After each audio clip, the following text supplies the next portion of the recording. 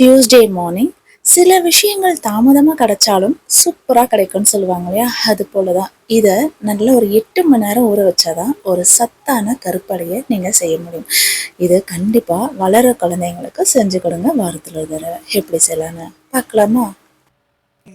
வர்ணம் சேர்க்கும் போது வர்மன் போதை கொள்ள முடியா ஓவியமும் நீ எலோரா சிற்பங்களும் மீது காதலுறும் உயிரே இல்லாத கல் கூட காமமுறும் உன் மீது காதல் கொண்ட மானுடன் தான் என்ன ஆகுவான்